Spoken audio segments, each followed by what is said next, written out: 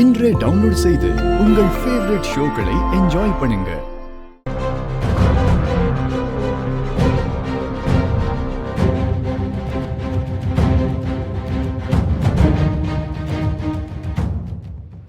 ஆமா, கோயிலுக்கு போறீங்க, ஆனா எதுக்காக வீட்டெல்லாம் திறந்து வச்சுட்டு போறீங்க? ஆமால பூர்ணி, என்ன வீட்டை இப்படியே விட்டுட்டு வந்துட்ட?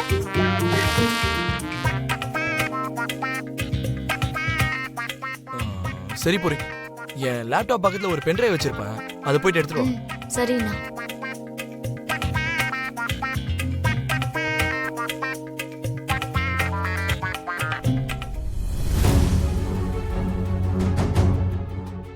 அம்மா, நான் உங்ககிட்ட ஒரு முக்கியமான விஷயம் பேசணும். சொல்லுப்பா. அது என்னன்னாமா, அந்த இந்து பிரச்சனை இன்னும் சரியாகாமலே இருக்குமா. அந்த அபூர்வா குடுக்கறேன்னு சொன்ன வரதட்சணையை கொடுக்காதனால இந்துவுடைய மாமனாரும் மாமியாரும் அவளை குடும்பப்படுத்துறாங்கம்மா. நீங்க என்ன சொல்றீங்கன்னு எனக்கு ஒண்ணுமே புரியல மாமா. இந்துக்கு என்னாச்சு? அவளுக்கு ஏதாவது ஆயிடுமோன்னு பயமா இருக்குமா. இந்துவுக்கு அந்த அபூர்வா தான் மாப்பிள்ளையை கூட்டிட்டு வந்தா. அவ மேல இருந்த நம்பிக்கையில நாங்க இந்துக்கு கல்யாணம் பண்ணி வச்சோம். அவங்க கேட்கிற வரதட்சணையை கொடுக்கறேன்னு சொல்லி அபூர்வா தான் அவங்களுக்கு வாக்கு கொடுத்தா. இப்ப கல்யாணம் எல்லாம் முடிஞ்சதும் கல்யாணம்னு வந்துட்டா 1008 வாக்கு கொடுப்போம். அப்படி கொடுத்துட்டா எல்லாத்தையும் நிறைவேற்றணுமா என்ன?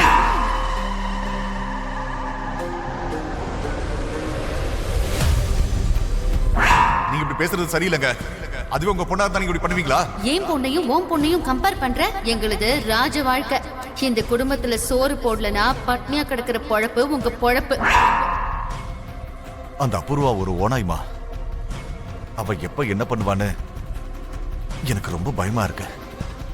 கடைசியில அவ மச்சா கிட்டயும் பேசி கொடுக்க முடியாத அளவுக்கு பண்ணிட்டா. இந்துவோட நிலைமை என்ன ஆகுமா? இப்பதான் உங்ககிட்ட சொன்னேன், 2 ரூபாய் இருந்தாலும் கணக்குல எழுதுறவன் நான் எதுக்கு 2 கோடி எடுக்க போறேன்? ஆமாப்பா, இந்துவோட வரதட்சணை விஷயமா அங்கிள் கவலைப்பட்டுட்டு இருந்தாரு. உங்ககிட்ட இதை பத்தி பேசலான்னு நான் தான் அவரை கூட்டிட்டு வந்தேன். நானும் ஒன்னும் கேபி அவ்வளவு ஈஸியா சந்தேகப்பட மாட்டேம்மா. ஆனா இந்த 2 கோடி என்ன ஆச்சு? கணக்கு வழக்கெல்லாம் கேபி தான் ஃபுல்லா பாத்து பாரு. என்ன கேபி? மச்சான், அக்கௌண்ட்ஸ் எல்லாத்தையுமே நான் தான் பாத்துக்கிறேன். ஆனா வீட்டுல இருக்கிற பணத்தை எல்லாத்தையும் அப்ரூவா தான் ஹேண்டில் பண்றாங்க. பாத்தீங்களா மாமா? அங்க திரும்பி இங்க திரும்பி கேபி என்னையே திருடியாக்கலான்னு பாக்குறாரு.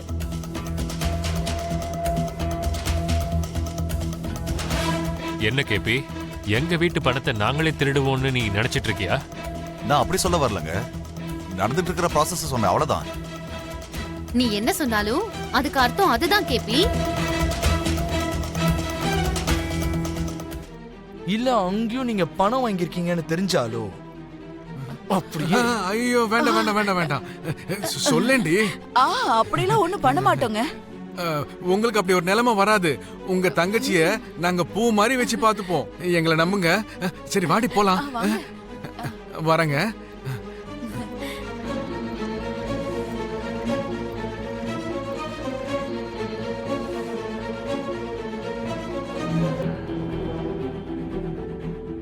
அப்பா, ரொம்ப நேரமா யாரோ ஒருத்தன் போன் பண்ணிட்டே இருக்கான். ஐயோ, சம்மந்திடி. அவரா? சொல்லுங்க சம்மந்தி. எங்க இருக்கீங்க? ஒரு சின்ன வேலையா வெளியே வந்திருக்கோம். என்ன விஷயம் சொல்லுங்க.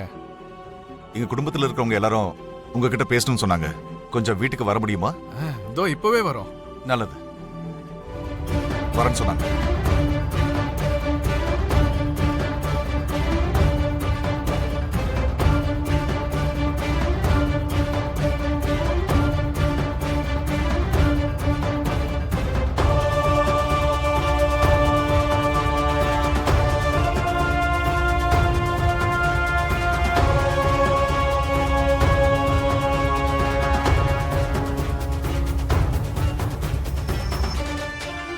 மிடில் கிளாஸ சேர்ந்தவங்க அங்க மேல போகவும் முடியாம கீழே தரம் தாழ்த்தி போகவும் முடியாம சுயமரியாதையோட நடுவுல சிக்கிக்கிட்டு கஷ்டப்படுறாங்கன்னு தெரியப்படுத்துறேன்.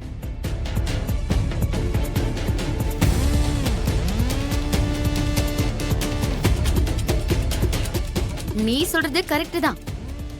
மிடில் கிளாஸ்ல இருந்து பார்த்தா 2 ரகம் இருக்கு. நான் சொல்ற மாதிரி கீழ்த்தரமா நடந்துக்கிறவங்க ஒரு விதம், நீ சொல்ற மாதிரி சுயமரியாதையோட வாழ்றவங்க இன்னொரு விதம். கேபியும் வெங்கடேஷும் நான் சொல்ற 2வது விதத்துல தான் சேருவாங்க.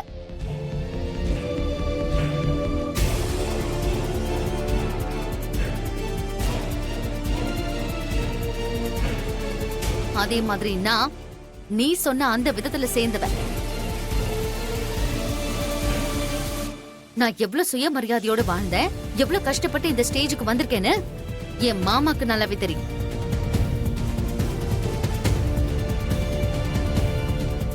கேபி எங்களை ஏமாத்திட்டு எப்படி இந்த வீட்டுக்குள்ள வந்தாருன்னு எங்களுக்கு நல்லாவே தெரியும்.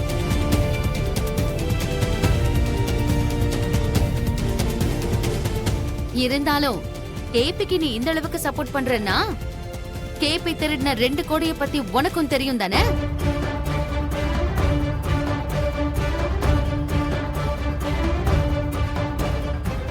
அபூர்வா, கொஞ்சம் பார்த்து யோசிச்சு பேசு. பூமி மேல பழி சுமத்தாத. நீங்க தான் யோசிக்கணும் மாமா. இந்த வீட்ல இருந்து 2 கோடி போயிருக்கு. 2 சஸ்பெக்ட்ஸ் இருக்காங்க. கேபி அந்த பணத்தை எடுக்கலனா கேபி சொன்ன மாதிரி அந்த பணத்தை நான் எடுத்த மாதிரி ஆயிடும். அத நீங்க நம்புறீங்களா மாமா? உயிரே போனாலும் நீ அப்படி செய்ய மாட்டேன்னு தெரியும். தெரியுதுல? அப்போ இந்த கேபி தான் அந்த பணத்தை திருடி இருக்கான்னு அர்த்தம்.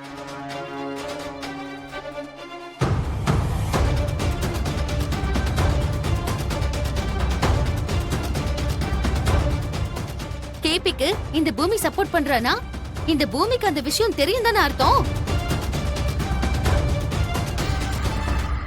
கேபி மேல வச்சிருக்கிற மரியாதையால அப்படி பேசுறா. ஏமா பூமி, இந்த விஷயத்துல எல்லாம் நீ தலையிடாதம்மா. அப்படின்னா என்ன ஒரு திருடன்னு முடிவு பண்ணிட்டீங்க இல்லையா? கேபி, அவங்களுக்கு கொடுக்க வேண்டிய வரதட்சணைய சொல்லிட்டே கொடுத்திருக்கலாம்ல. இது இவ்வளவு பெரிய பிரச்சனை ஆயிருக்காது.